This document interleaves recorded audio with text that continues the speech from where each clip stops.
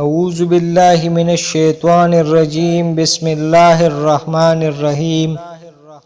رسول اللہ صلی اللہ علیہ وآلہ وسلم نے ارشاد فرمایا، 7 آدمی ایسے ہیں جن پر اللہ تعالیٰ اپنی رحمت کا سایہ ڈالتا ہے۔ حضرت ابو درداء رضی اللہ عنہ سے روایت ہے کہ میرے خلیل محبوب نے وصیت فرمائی ہے کہ اللہ کے ساتھ کبھی کسی چیز کو شریک نہ کرنا، اگرچہ تمہارے ٹکڑے ٹکڑے کر دی جائیں اور تمہیں آگ میں بھون دیا جائے، اور خبردار کبھی جان بوجھ کر نماز نہ چھوڑنا، کیونکہ جس نے قصد نماز چھوڑ دی تو اس کے بارے میں وہ ذمہ داری ختم ہو گئی جو اللہ کی طرف سے اس کے وفادار اور صاحب ایمان بندوں کے لیے ہے، اور خبردار شراب بھی نہ پینا، کیونکہ وہ ہر برائی کی کنجی ہے۔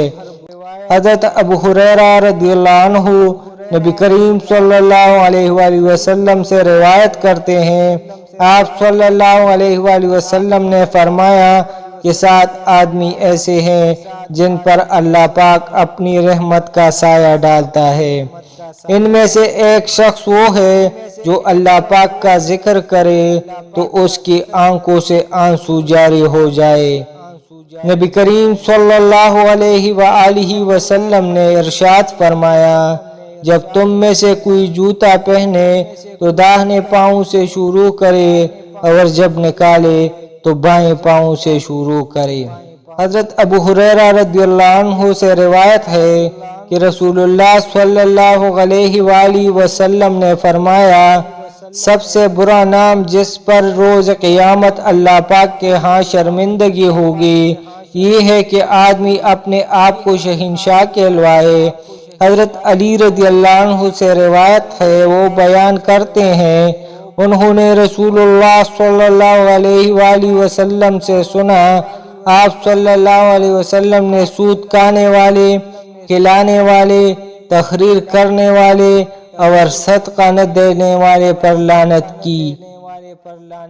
حضور اکرم صلی اللہ علیہ وآلہ وسلم نے فرمایا، اگر تم کو جنت پسند ہے تو اپنے بھائی کے لیے وہی پسند کرو جو اپنے لیے پسند کرتے ہو۔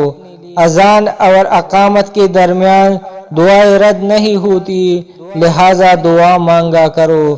رسول اللہ صلی اللہ علیہ وآلہ وسلم نے فرمایا کہ ہر گناہ میں سے جتنا چاہے اور جب چاہے اللہ پاک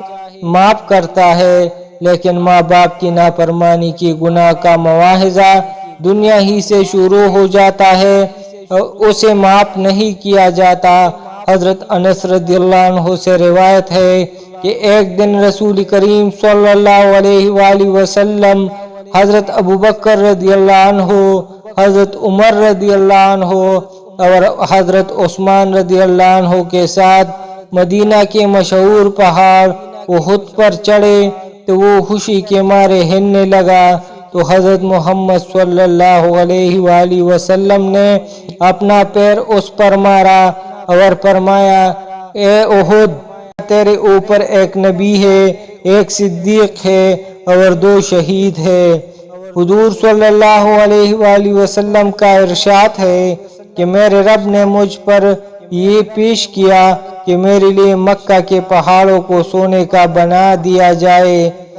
میں نے عرض کیا، اے اللہ، مجھے تو یہ پسند ہے کہ ایک دن پیٹ بھر کر کھاؤں تو دوسرے دن بھوکا رہوں، تاکہ جب بھوکا رہوں وہ تیری طرف جاری کروں اور تجھے یاد کروں، اور جب پیٹ بھروں تو تیرا شکر ادا کروں،